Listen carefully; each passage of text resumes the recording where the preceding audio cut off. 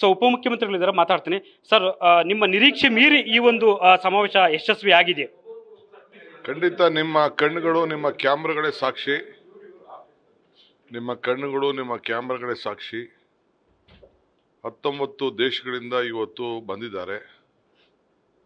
ನಾವೆಲ್ಲ ಅವ್ರಿಗೆ ಏನು ಯಾವ ರೀತಿ ಗೌರವ ಕೊಡಬೇಕು, ಯಾವ ರೀತಿ ಅವರ ಅರ್ಜಿಗಳನ್ನು ಪ್ರೋಸೆಸ್ ಮಾಡಬೇಕು, ಸಿಂಗಲ್ ವಿಂಡೋ ಏಜೆನ್ಸಿ ಮತ್ತು ಹೊಸ ಪಾಲಿಸಿಗಳು ಇವೆಲ್ಲ ಕೂಡ ನಾವು ತೆಗೆದುಕೊಂಡು ಬಂದಿದ್ದೇವೆ.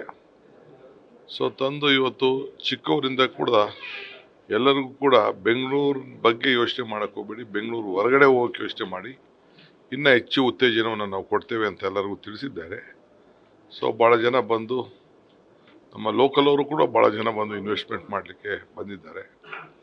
ಏಕೆಂದರೆ ಇಲ್ಲಿರೋಂಥ ಮ್ಯಾನ್ ಪವರ್ ಏನಿದೆ, ಒಳ್ಳೆ ಯುವಕರಿದ್ದಾರೆ, ಉದ್ಯೋಗವನ್ನು ಸೃಷ್ಟಿ ಮಾಡೋಂಥ ಎಲ್ಲ ರಂಗದಲ್ಲೂ ಕೂಡ ಒಂದೇ ಅಲ್ಲ.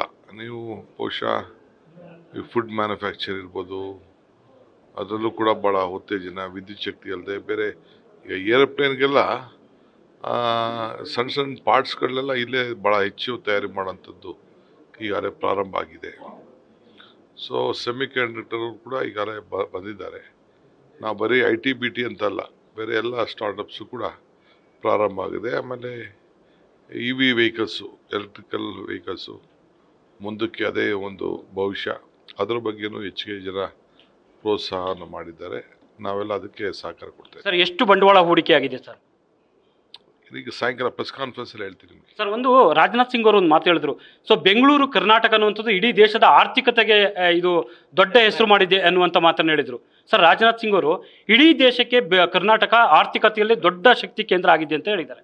ನೋಡಿ, ಅಟಲ್ ಬಿಹಾರಿ ವಾಜಪೇಯಿ ಅವರು ಹೇಳಿದ್ರು, ಹಿಂದೇನು ಕೂಡ ವಿಶ್ವದ ಎಲ್ಲ ನಾಯಕರುಗಳು ಕೂಡ ಮೊದಲು ಬೆಂಗಳೂರು ಬಂದು ಆಮೇಲೆ ದೆಹಲಿಗೆ ಬರ್ತಾ ಇದ್ದಾರೆ ಅಂತ. ಹಂಗೆ ಇವತ್ತು ರಾಜನಾಥ್ ಸಿಂಗ್ ಅವರು ಕೂಡ ವಾಸ್ತವಾಂಶ ಯಾರೂ ತಪ್ಸೋಕ್ಕಾಗಲ್ಲ.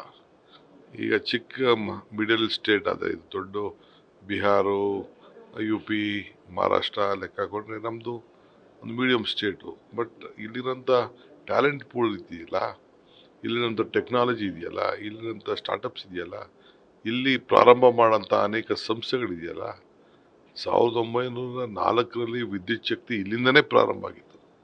ಏಷ್ಯಾಗೇ ಸ್ಪೇಸ್ ಅವತ್ತು ಕೂಡ ಏನು ನಾವೆಲ್ಲ ಈಗ ಚಂದ್ರಯಾನ ತೋರಿಸ್ತೋ ಅದೆಲ್ಲ ತೋರಿಸಿದ್ವಲ್ಲ, ಅದೆಲ್ಲ ಹಿಂದೆ ನಮ್ಮ ಬೆಂಗಳೂರಿನಲ್ಲೇ ತಯಾರಾದಂಥ ಪ್ರಾರಂಭದ ದಿನಗಳು. ಸೊ ಅದು ನಮ್ಮ ರಾಜ್ಯ, ನಮಗೆಲ್ಲ ಹೆಮ್ಮೆ. ಸರ್, ರೋಬೋ ಅನ್ನೋ ಥರ ಕಾನ್ಸೆಪ್ಟ್ಗಳು ಆ ಥರದ್ದೆಲ್ಲ ಆಗ್ತದೆ. ಮುಂದಿನ ದಿನಗಳಲ್ಲಿ ಕರ್ನಾಟಕ ಯಾವ ರೀತಿ ಇದನ್ನು ಬಳಸ್ಕೊಳ್ಳೋದು? ಏನಿಲ್ಲ, ಎಲ್ಲದಕ್ಕೂ ನಾವು ಉತ್ತೇಜನವನ್ನು ಕೊಡ್ತೀವಿ. ಉದ್ಯೋಗ ಸೃಷ್ಟಿ ಮಾಡಲಿ, ಅವರೆಲ್ಲರೂ ಕೂಡ ಜಾಗತಿಕ ಮಟ್ಟದಲ್ಲಿ ಇದು ನಾವು ಕಾಂಪೀಟ್ ಮಾಡ್ತಿರೋದು ಗ್ಲೋಬಲಿ. ನಾವು ಬರೀ ಅಕ್ಕಪಕ್ಕ ರಾಜ್ಯದಲ್ಲಿ ಕಾಂಪೀಟ್ ಮಾಡ್ತಾ ಇಲ್ಲ, ಎಲ್ಲರಿಗೂ ಅವಕಾಶ ಕೊಡ್ತೀವಿ. ಸರ್, ಫೈನಲಿ ಏನು ಜನರಿಗೆ ಸಂದೇಶ ಕೊಡ್ತೀರಾ? ಏನಿಲ್ಲ, ಬನ್ನಿ ನಮ್ಮ ಪಾಲಿಸಿಗಳು ನೋಡಿ, ಉದ್ಯೋಗ ಸೃಷ್ಟಿ ಮಾಡಿ, ದೊಡ್ಡ ಮನುಷ್ಯರಾಗಿ ನಿಮಗೆ ಸರ್ಕಾರ ಸಹಾಯ ಮಾಡ್ತದೆ.